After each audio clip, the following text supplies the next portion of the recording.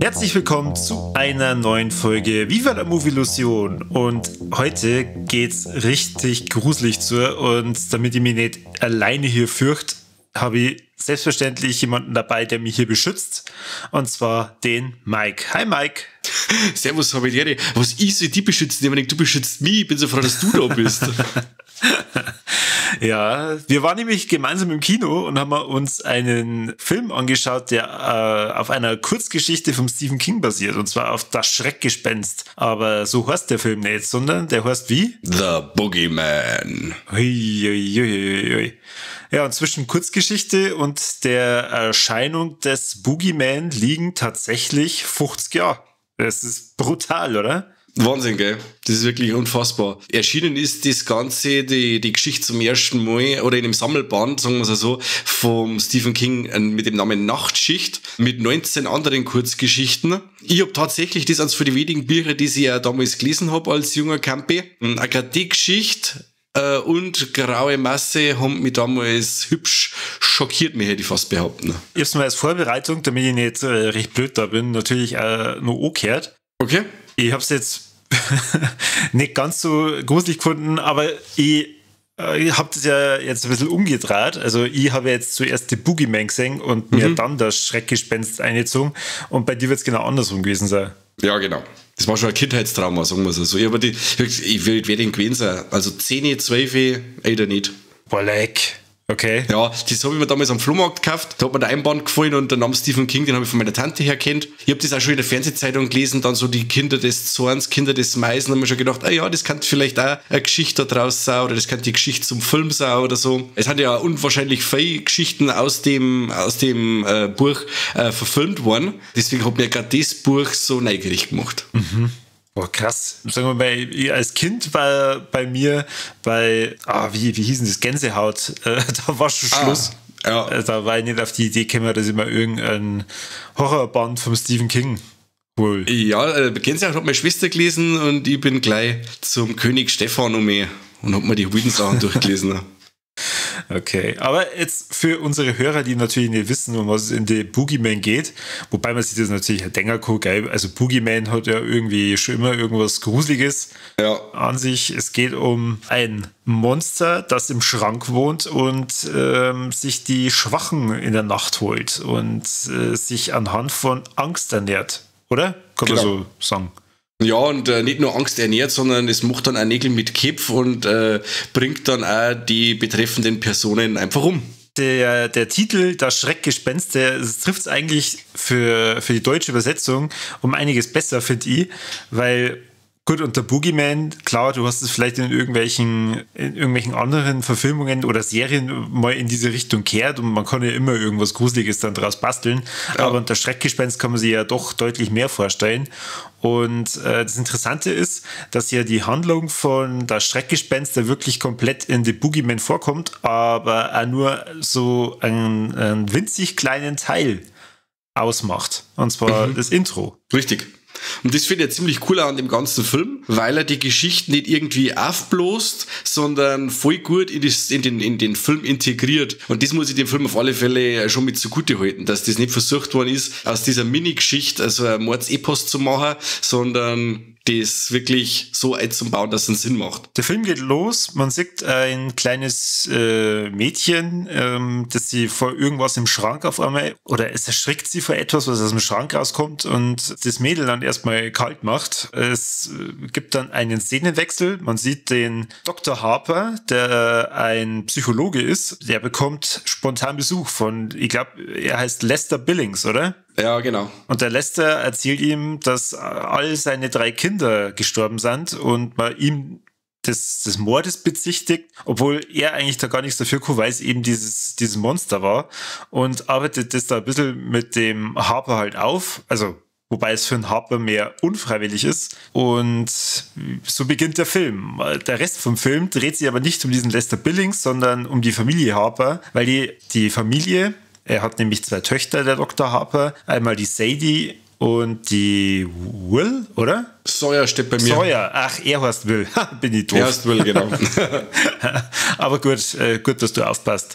Also Sadie und die Sawyer ist noch recht jung und hat schon irgendwie immer so ein bisschen Angst vor der Dunkelheit, hat eine ziemlich coole Leuchtkugel. Die ist mega. Und die Sadie, die ist so, ja, kurz vor 18, hätte ich jetzt mal gesagt, und muss sehr stark mit sich selber kämpfen, weil ihre Mutter erst vor kurzem gestorben ist und das ihr noch sehr, sehr stark hinterherhängt. Und sie da auch sehr unsicher ist, weil halt ihr Vater da nicht groß drüber reden möchte. Genau, und weil halt da alle 3 so ein bisschen angeknackst sind, ist das natürlich gefundenes Fressen für dieses Schreckgespenst, das wahrscheinlich der Lester Billings aus Versehen mit in das Haus genommen hat. Mhm. Das ist ja auch nicht so, wenn sie nicht schon fake nur Probleme hätten, jetzt kommt der Teufel auch noch und spukt gruselig im Haus umeinander. Ja, jetzt mal ganz plakativ, wie hat dir denn der Film gefallen? Gut. Also ist jetzt kein sehr gut herausragend, aber er hat mir sehr gut gefallen. Er hat mir gut gefallen. Die Lage ist, er verlässt sich nicht nur auf den Horroranteil, sondern er macht's wie ein paar andere Vertreter aus dem Elevated Horror, wie jetzt Hereditary oder der Babadook, auch ein bisschen auf seinen Drama-Anteil, der jetzt da eben auf die Familie zu münzen ist, wegen dem Tod der Mutter, der zum Verarbeiten ist. Und der Aspekt nimmt im Film ganz schön viel Platz ein. Und normalerweise finde ich sowas eigentlich ziemlich cool, wenn man von den Leuten mehr weiß, als wir nur das Kanonenfutter sind oder dass man mit denen ein wenig mitfiebert, weil es eigentlich arme Teufel sind. Nur in dem Film war es mir fast ein wenig viel, beziehungsweise ist es ein wenig schwach inszeniert worden. Ich habe so eine Phase gehabt, weiß ich nicht, ob du dich erinnern kannst, wie es dann die Party feiern für die Sadie, das wieder ein wenig positiver gestimmt ist mit ihren Freundinnen und so. Und da habe ich mir schon gedacht, auch wenn Zwickfilm jetzt nimmst aber das Tempo ganz schön raus. Und das macht er ein paar Mal. Da wo dann das Tempo wirklich so niedrig ist, dass du dann gesagt hast, okay, wenn jetzt die Figuren ein bisschen interessanter werden, war der Part jetzt nicht so fad. Ja, er hat seine normalen Horrorschwächen, so, wo man sich halt dann denkt, oh, bitte, mach das doch nicht. Geh doch nicht in den dunklen Raum, wenn du genau weißt, dass das Viech irgendwie Angst vor Licht hat, oder bewaffne die, oder geh doch da nicht hin zu der einer Verrückten. Oh, und ja, irgendwie diese typischen Horrorwarnungen, sie hat entweder noch nie einen Horrorfilm gesehen oder der ist einfach alles scheißegal. Ja. Das fand ich eher dann ein bisschen doof. Diese Durchhänger, die jetzt du meinst, fand ich okay, weil, sagen wir mal, gut, sie wollten wahrscheinlich jetzt nicht zu viel drumherum irgendwie erzählen, sondern halt dann das schon mal wieder auf den Punkt bringen, weil jetzt das zum Beispiel mit der Party, das eskaliert ja dann relativ schnell und da gibt es ja dann eine ziemlich gruselige Szene mit der Sawyer, wie sie ja vor der Playstation hängt. Ja. Und also ich finde schon, dass gerade diese Spannungsbögen, die sie mit dem Boogeyman dann da aufbauen, die sind schon echt gut. Also das ist optimal. Würde ich fast behaupten. Also er verlässt sich auch nicht nur auf Jumpscares. Also er hat Jumpscares drin, aber keine, die nur auf Musik aus sind oder die jetzt halt wirklich nur künstlich erschrecken wollen oder so Fake-Jumpscares. Es ist wirklich so, dass du dann sagst, okay, er wird durch ein lautes Poltern oder durch eine Aktion vor dem Monster irgendwie durch das Kratzen irgendwie ausgelöst oder sowas, und das fand ich schon ziemlich stark, dass das nicht nur 0815 Horrorkost ist, sondern dass sich da wirklich inszenatorisch wirklich was überlegt worden ist, wie kann ich am Zuschauer Angst einjagen, und das muss man dem Film echt zugute halten, das kann er. Und das Schreckgespenst ist ja eigentlich die Urangst von alle Kinder und gleichzeitig auch von den Erwachsenen. Für die Kinder, dass du sagst, das ist irgendwas unterm Bett oder im Schrank, das was sie versteckt, und wenn meine Eltern nicht mehr da sind, dann holt's mich. Und für die Eltern ist der absolute Horror, weil du sagst, du kommst auf einmal in der Nacht ins Zimmer von deinem Kind und das ist tot. Also ich bin wirklich auch heimgekommen und habe mir dann gedacht, was scheiße, es ist wirklich so, dass du dann versucht wärst, zum sagen, ich mache jetzt lieber mal die Schranktür zu, einfach nur mit das zu ist. Ich habe jetzt keine Angst, nein, ich habe keine Angst, aber ich mache jetzt die Schranktür mit ganz zu, dass zu ist, fertig. Und sperrsicherheitshalber auch noch irgendwie. Er hat Spackseine, um und unter den Spackseine. Da kann er ohne kratzen. Und am nächsten Tag sämtliche Schränke abmontiert. Brauchen wir nicht mehr. Nein, das kann alles auf einen Haufen. Ja. Also mein Fazit wäre auch, dass es echt eine gute Unterhaltung war. Also ich habe ein bisschen Panik gehabt, dadurch, dass ich schon die Trailer öfter gesehen habe, dass ich schon alles in dem Trailer gehabt habe, was gruselig ist. Aber ich fand, also er hat schon sehr viele Sachen aufgebaut und also eine gewisse Mystik aufgebaut, die ja Bock macht auf mehr. Auf jeden Fall. Der Höhepunkt und alles, das hat mir super gefallen. Also wenn mir jemand fragen hat, hey, lohnt sich es, den Boogeyman im Kino zu sehen, dann darf ich auf jeden Fall ja sagen. Ja, unbedingt. Also es ist ja so ein Film, den meine ich, der kehrt auch ins Kino, weil das Sounddesign ist ja ziemlich geil. Ich weiß nicht, jeder hat nicht so eine fette Anlage daheim und so, aber so wie das dann gemacht ist mit dem Kratzen und dem Poltern und so, wenn das Viech kommt oder wenn es dann so Szenen hast im Flur und so und wenn du da nicht weißt, wo ist denn jetzt, und das ist schon sehr geil gemacht und wie gesagt, ich glaube, dass das im Kino ganz schön stark rüberkommt. Oder ich weiß, dass es im Kino geil rüberkommt, aber ob es nicht daheim auch so ist, weiß ich nicht. Also als Kino-Erlebnis schaut einem auf alle Fälle nicht. Die Darstellung vom Boogeyman, die hat mir ziemlich gut gefallen. Die hat mir ja, wie schon vorhin gesagt, das Schreckgespenst vorher nochmal angehört. Und da ist es ja dann als mit runtergehängenden Schultern und mit einem Kopf von einer Vogelspinne beschrieben worden. Vogelscheuche, eine Vogelspinne. Mhm, genau. Da habe ich dann überlegt, wie war denn diese Zeichnung, die der Lester Billings am Dr. Harper gezeigt hat, zu dem Schreckgespenst, und ich habe mir dann versucht, es nur anhand von der Kurzgeschichte vorzustellen, wie es dann ausschaut. Und da fiel es mir eher schwer. Da muss ich sagen, haben sie die Darstellung von dem Boogeyman im Film um einiges geiler gemacht. Mhm. Ja, es wird ja auch nur ganz vage beschrieben im Buch. Mehr Informationen kriegst du eigentlich nicht, wie das, was du jetzt gerade gesagt hast. Und anhand von dem kann man ja noch einiges an Fantasie walten lassen. Und das haben sie eigentlich recht cool gemacht, da bin ich bei dir. Auch das CGI, also das ist ja 100% CGI. Das Viech hat aber Gewicht. Und es kommt hübsch wuchtig rüber, wenn es die Leute anspringt oder irgendwas.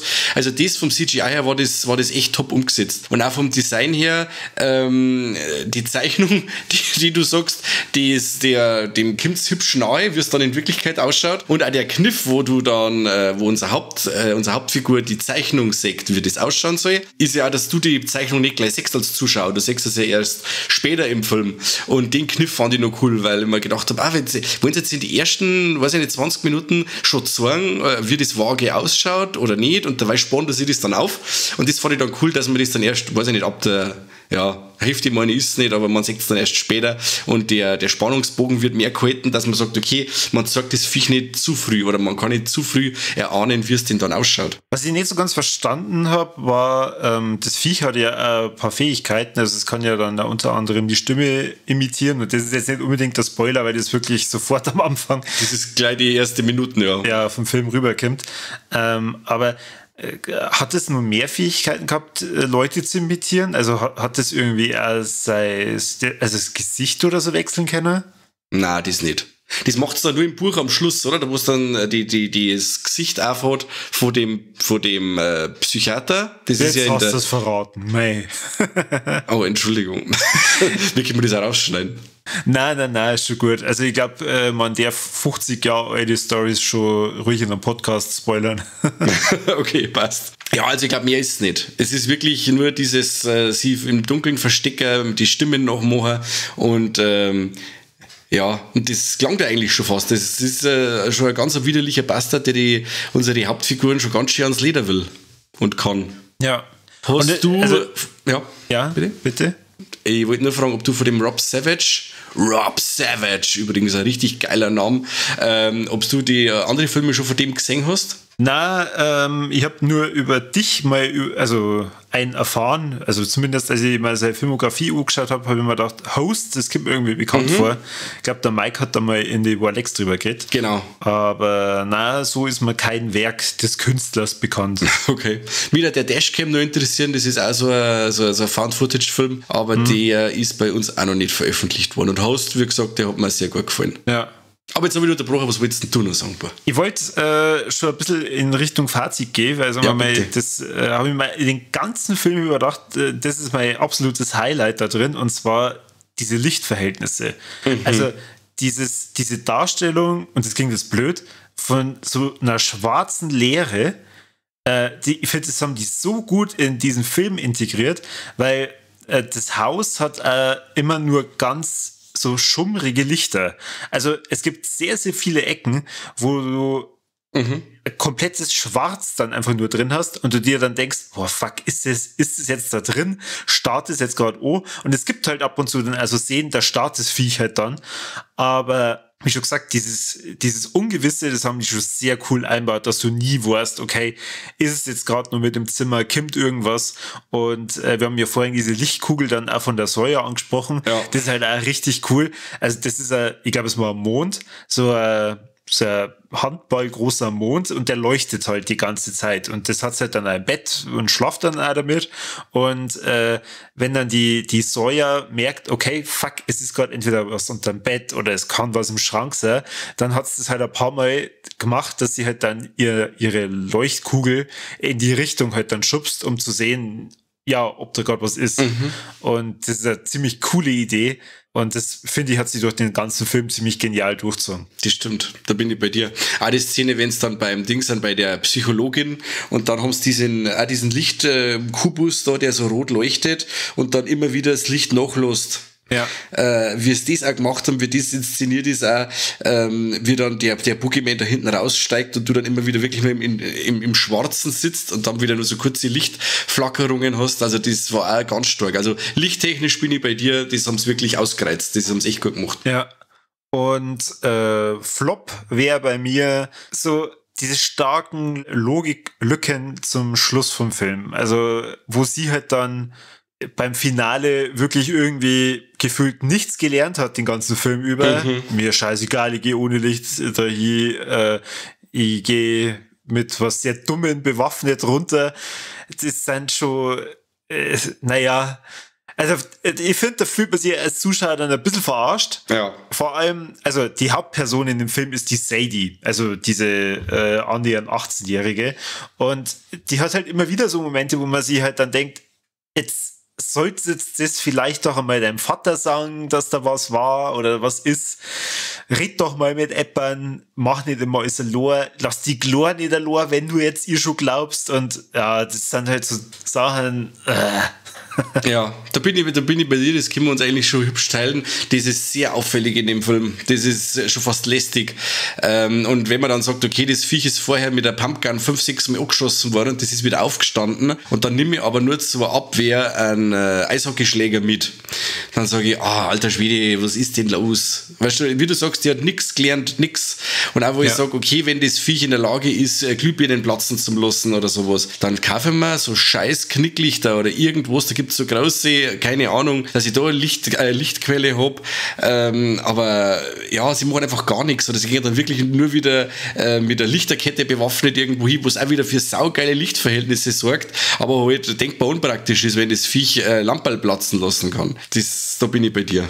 Aber immerhin war sie halt bewaffnet, weißt du, die Glor war was diesen Lerneffekt in dem Horrorfilm betrifft, um einiges besonnener als ihre große Schwester. Ja, das stimmt. Ja, und der Highlight?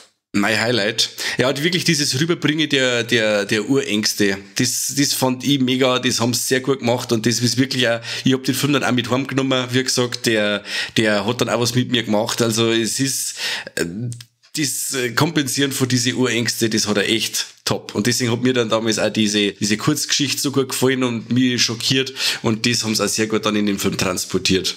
Ja. Also von meiner Seite, wie gesagt, eine Empfehlung, aber mit Abstriche. Also man muss ein bisschen dann auf so Dummheiten von den Figuren eingehen oder einfach drüber hinwegschauen, dann kann man mit dem Film ziemlich viel Spaß haben.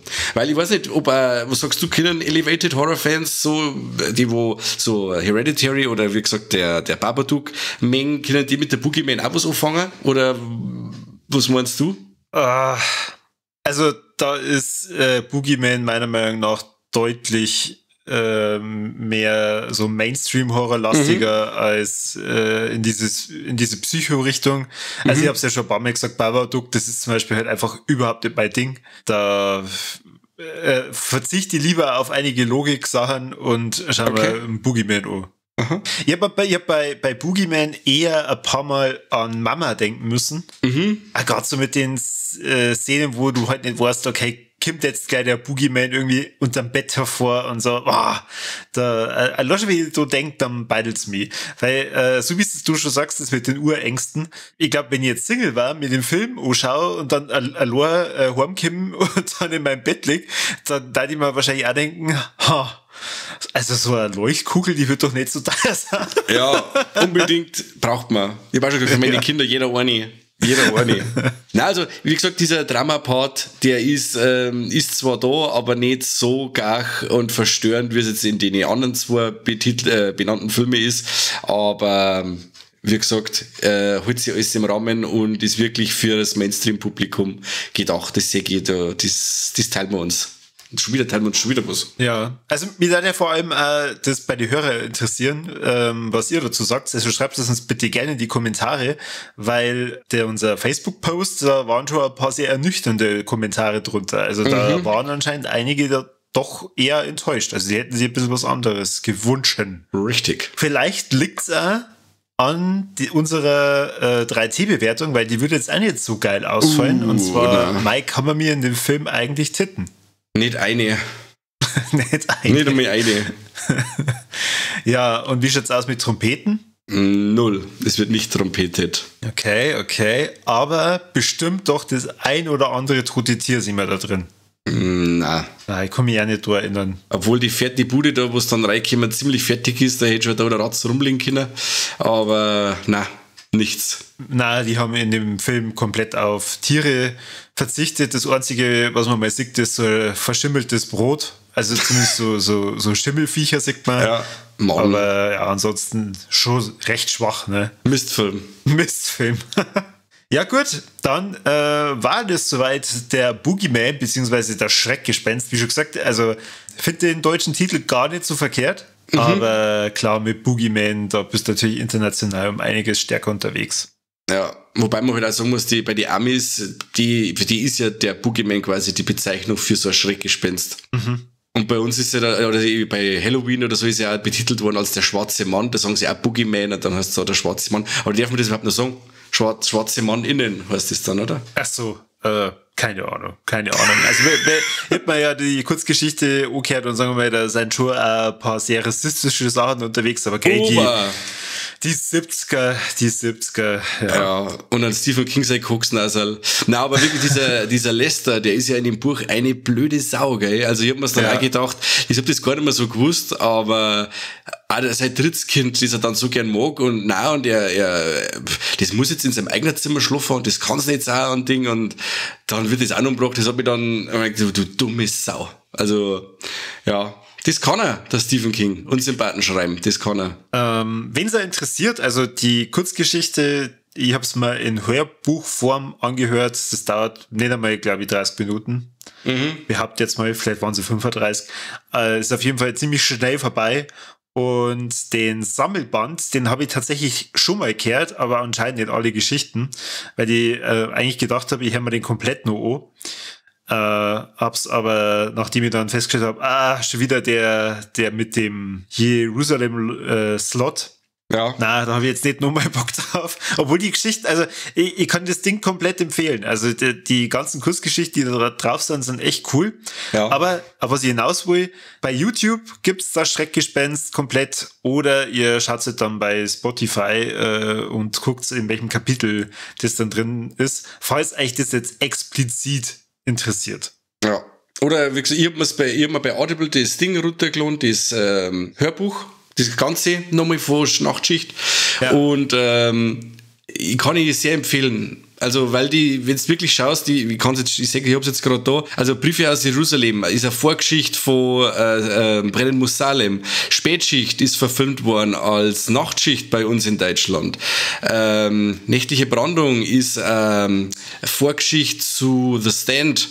Die Wäschemangler, The Mangler ist verfilmt worden. Das Schreckgespenst, wie gesagt, Graue Masse ist eine Episode aus Creepshow. Schlachtfeld ist verfilmt worden bei Nightmares and Dreamscapes. Lastwagen ist bei uns Reha-M, manchmal kommen sie wieder, ist verfilmt worden, also es ist unfassbar. Der Mauervorsprung ist in der Kurzgeschichten-Anthologie, Katzenauge mit dabei, der Rasenmähermann ist verfilmt worden, Quitters Inc. ist beim Katzenauge dabei, also Wahnsinn, da ist fast alles verfilmt worden.